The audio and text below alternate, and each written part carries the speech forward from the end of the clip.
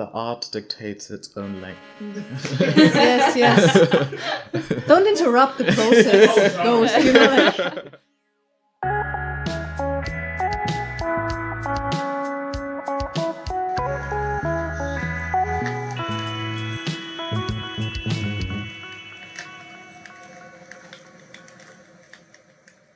Hello, and welcome to Word Up Podcast. I'm Evie. And I'm Webster. And today we are with Aspasia.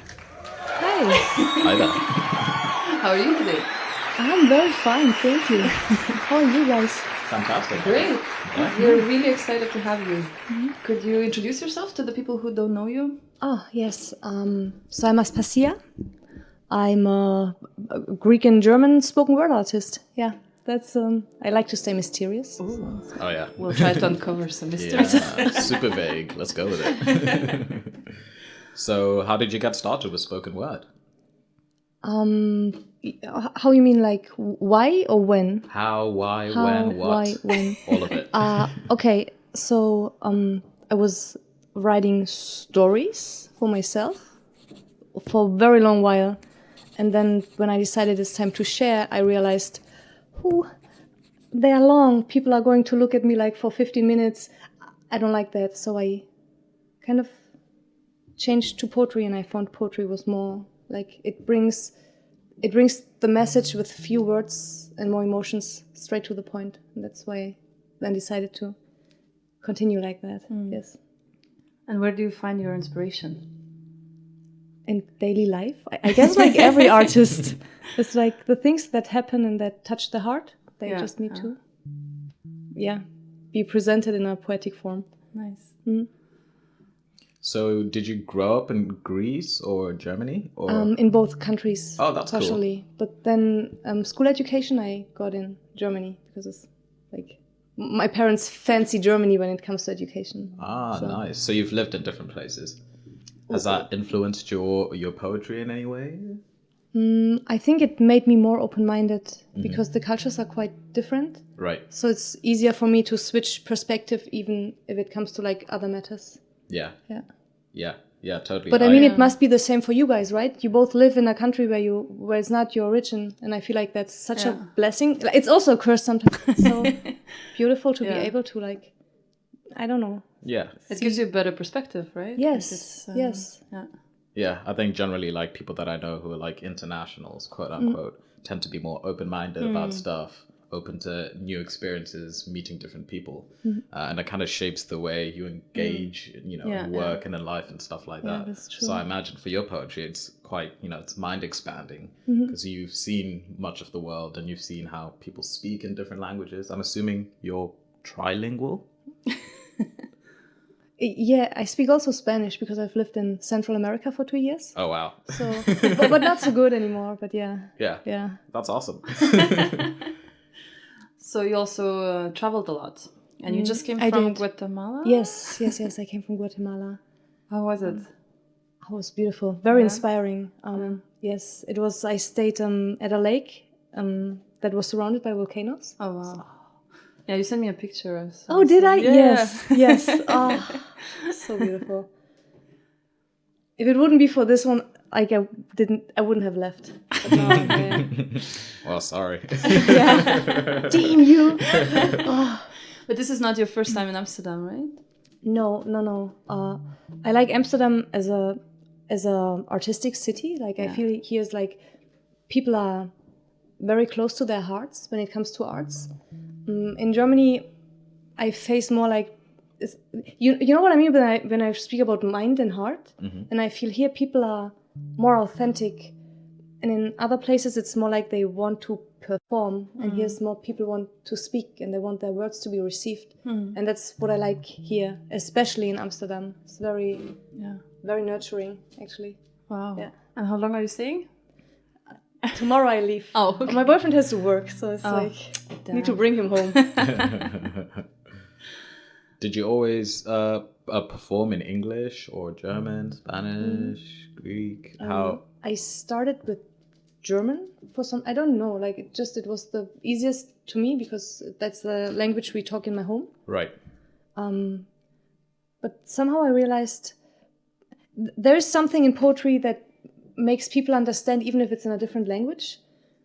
But then having the emotion and understanding what the person is saying is actually more powerful. So then I switch to English. Yes. Ah, okay. So do you find that people receive it differently in different languages? Yes. Right. What would you say? What are you are also doing poetry or? No. I'm a filmmaker. Oh, yes. And you're a friendly host. Okay. Yeah, and you're friendly host. Yeah. I'm just interviewing, but I'm bilingual and like I'm from Zimbabwe and we speak Shona in Zimbabwe. And I noticed from a young age, like things you say, for example, in Shona have much more like gravity. They mean a lot more than in like English. So for example, if you like swear at someone in English, it's like, oh, F you, you know, it's like, nah, fuck you, man. Yeah, whatever. But in Shona, if you like swear at someone, it's like the worst thing, you know? So I was just wondering how that affects your poetry because, you know, you know so many languages and obviously you understand how they're interpreted in different languages. That's actually true. But well, I realized like I don't know how it is for you, but for example, in my dreams, like I switch languages. So when I think in a different language. Like even when I was living in Central America, my brain worked in German. You know what I mean? Yeah.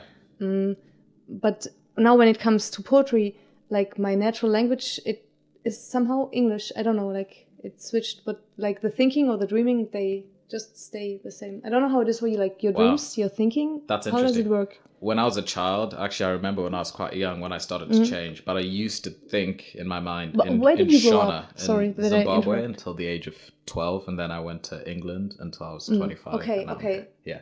So, so yeah, I remember there was a switch. There's a moment where I started thinking in English, and I was like, "Oh, this is weird. I'm not used to thinking in English." And I made the switch from Shona to English, and that was just like, what? Like now I'm self-aware of the language that I'm speaking in my mind. But yeah, it can be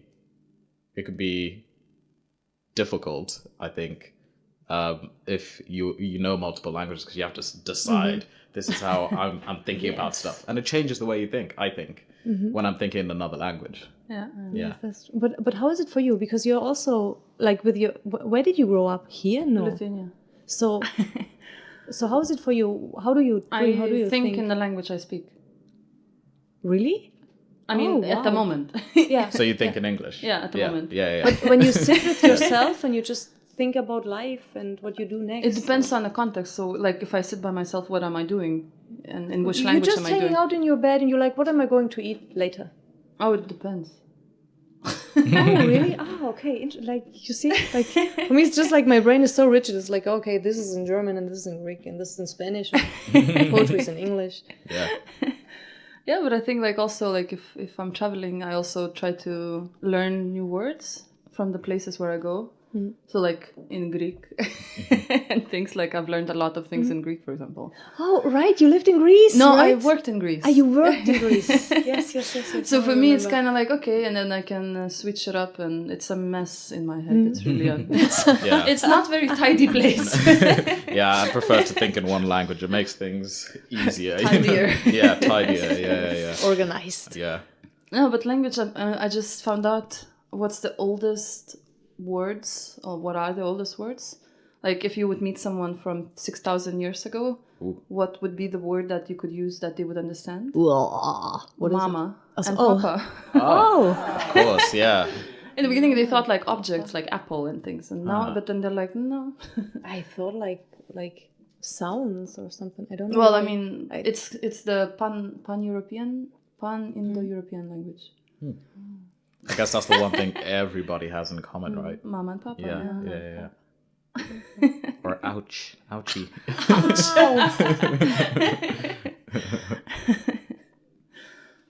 So is there a common theme in your poetry that you like to express? Well, I would say like mostly I just talk about emotion, like in general. I try to figure out what I'm writing about. What is the feeling behind it?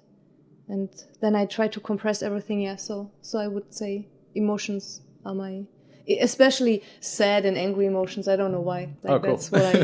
That's what I like. That's interesting because you don't come across as like a super emotional or like serious person. You come across quite like bright, So how is that just inside stuff that you need to get out of your head, or?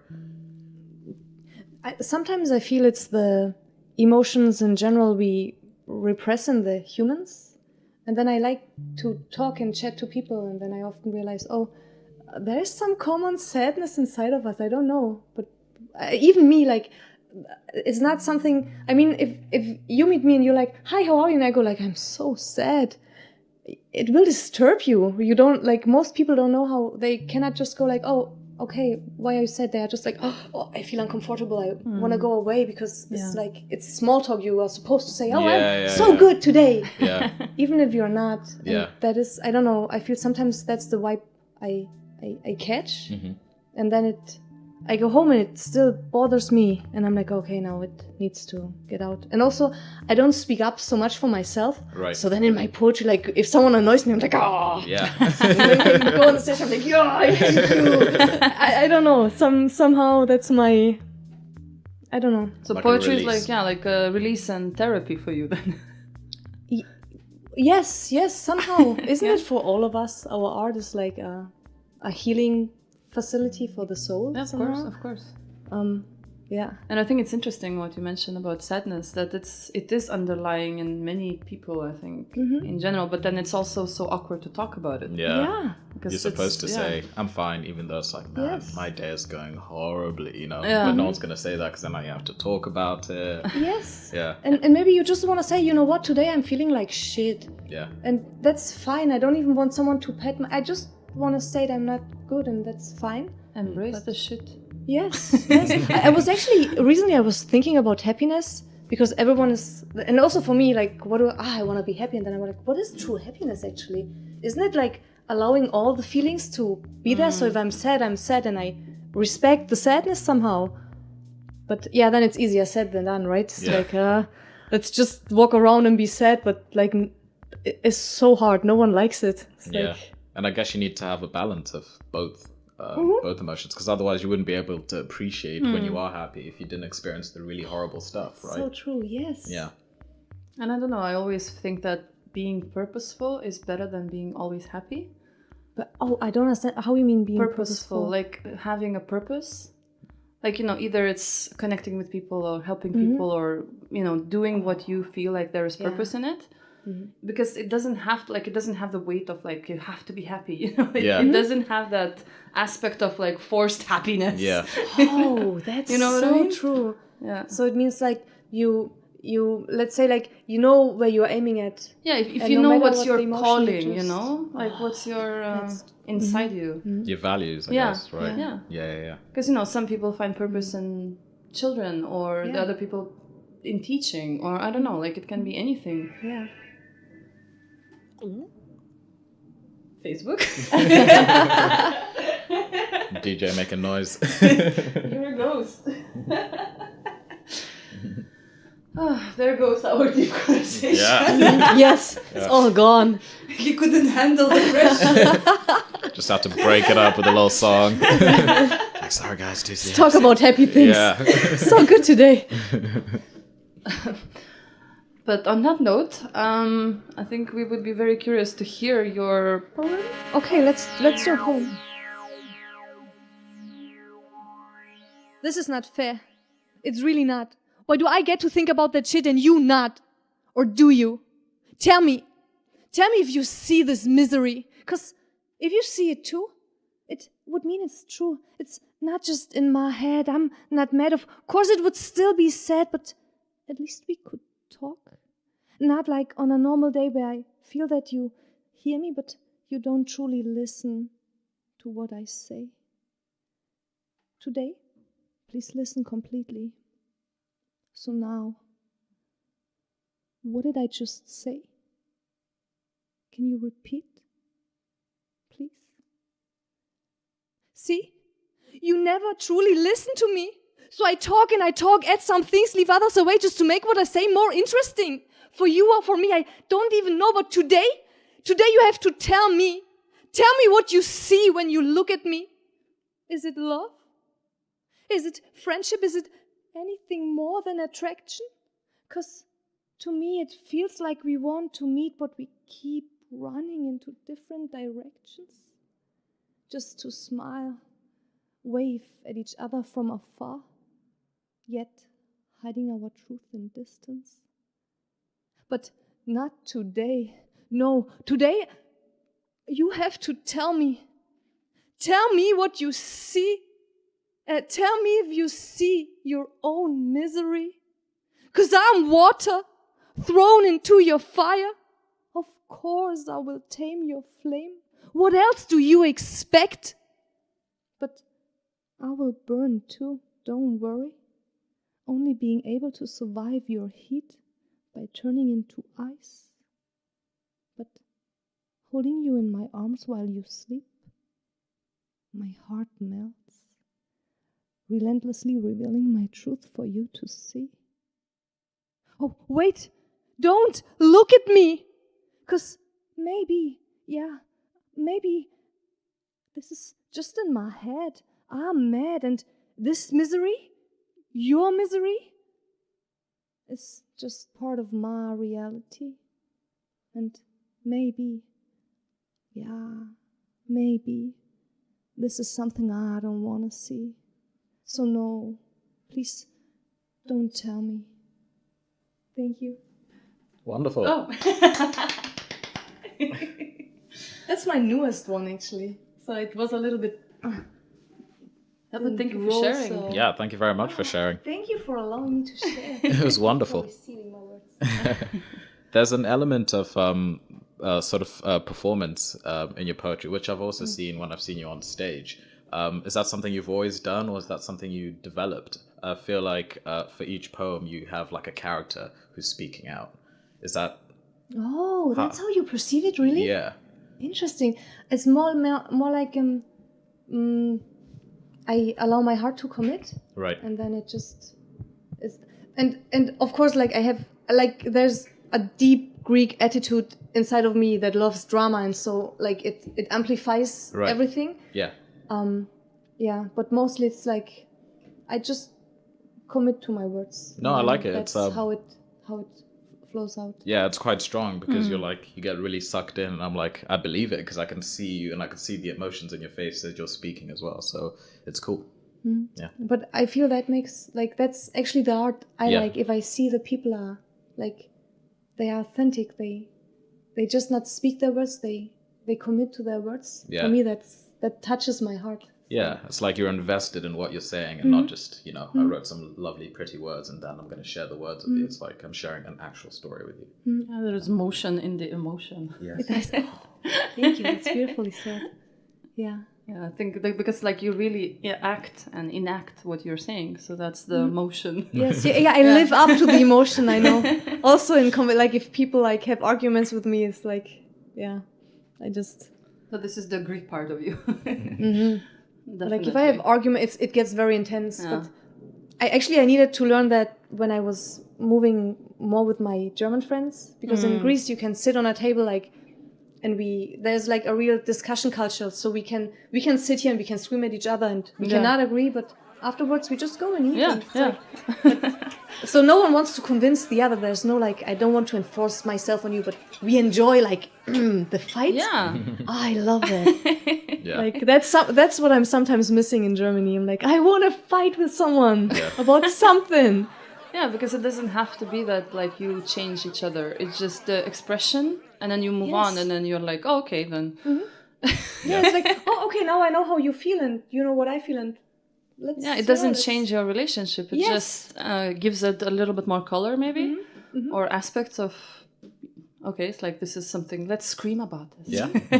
But for me, it's always surprising when I meet people, and then I see when I try to convince someone from my worldview, then I'm like, oh, okay, that's like because if I can be cool and I can, how can I say, like, for me it's a sign of, oh, okay, in that topic is integrated within me, like I'm sure about what I'm saying, and if you don't agree, it's okay for me. But if I realize now I want to try to convince you then I see like, oh, okay, now I need to think about my own worldview because it's not integrated, so I need to, I need your support so I feel good. Yeah. That's always how I'm like, okay, now I need to stop arguing. I need to sit and think about what I'm doing. Yeah, because it's also like how we approach each other's boundaries, right? That's Yeah, like that's how I made some of my friends at school. Well, when I first started going to school, it's like you argue with someone or you like get into a fight with them, and then you have like respect for each other. Yeah, right. It's like now you're like friends. You're like, okay, now I know the boundaries. I see who you are. You see who I am. It's cool. And I feel like that's happened so many times in my life where like I got into like a serious argument or fight with someone, and then it's like, oh, okay, now we're cool. Because before there's like a push and pull. You don't know where you stand. It's kind of like. It's kind of like a very intricate puzzle. Then you smash. And it's like, okay, cool. Now I know. Now I know we're cool. But I feel it's easier for kids. I don't know. The older I get, the more like rigid somehow things get, and then like, oh. Yeah, it has more implications also, like, right? Because people keep the grudge longer. Yeah. Oh, that, yes. Yeah. They remember longer. Kids have like such interesting lives. They're just like, okay, that was yesterday. It's a new day. Let's sort this out on another fight. Yeah. And then you come and you have, I don't know, like new shoes or a new thing to play. And they're like, oh, yesterday I hated you. Today you have like this toy. Be my friend again. Come on. Let's be friends. Like, yes. So what's the problem? Oh, this is intense. The innocence of childhood. Well, but I think that's why we should all keep the child within us. Oh, yes. I mean, I know my child needs a nanny, but... Being the own nanny for the inner child is like, I feel that's masterclass inner growth. Inner nanny for inner child. That should be a book. That's a great title. Oh, nice. Yeah. Mary Poppins. I think that's already existing. Oh, yes. Damn it. So what are you looking forward to? Anything coming up that you're particularly excited about? Oh, yes. I found like another fund. I want to make a project, like a spoken word theater project. I just not know, like the idea just came to me like 2 weeks ago when I was in Guatemala. I'm like, I would like to be like a self-employed artist. So what can I do?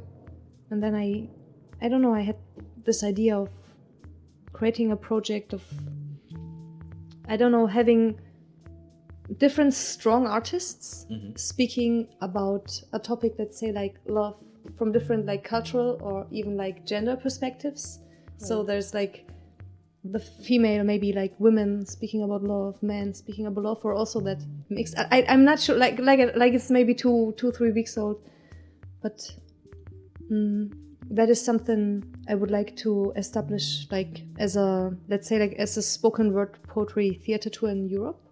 So, because somehow I feel like though we are Europe or we are the world, there's still a lot of like misunderstanding or like, you know what I mean? Like coming from Zimbabwe, your worldview is maybe like completely different. Your ideas on love, your ideas on, so now you come in this culture and you're just like, what is happening here? And as I talk to more and more people, I'm like, it's so interesting how people, actually, I'm especially interested in love because that's like I'm struggling with love all the time. So I'm like, oh, I would love to see what people have to express about different stages of love from the beginning to, I don't know, like, and what is love to them? What is, so that is something I would like to establish, and I already started to check for fundings because the European Union is like funding such cultural projects. And now I need to find partners and also the actors, but I think, like everything will come somehow and find its way. So now the idea is born, and I, like you with the blueberries, now I manifest the people coming into my life so we can create something together, and from there, I don't know, like start into different, because I mean, it starts with love, but we can go through all the emotions, and I feel it's more, at least for my heart. I see like we can talk about feminism and sexism and racism and all the things, but after all, like, I don't know, for me, those core emotions I feel if they are like resolved, many problems like just fade. I don't know. Maybe it's just my romantic heart saying that. Your theater of love. Oh, yes. Yes. That's how I would call it. Great theater of love. Oh. Yeah. And you can use your Greek words is also nice, right? Like sorry, what did you say? agapemu? No, it's not. Agapimu. Guglicamu. So, for our audience listening, where can they find you online? They can find me on Facebook. Looking for Lioness Poetry. Yes. Brilliant. Thank you. Well, thank you very much, Aspasia, for speaking with us. I thank you. Thank you. Thanks to you, yes, for inviting me. So for our lovely audience listening, you know where to find us at www.worduppodcast.com, where you can find our social media, you can suggest new guests, and you can listen to past and present episodes, as well as fresh and up-to-date information on our lovely guests. See you next time. Bye-bye.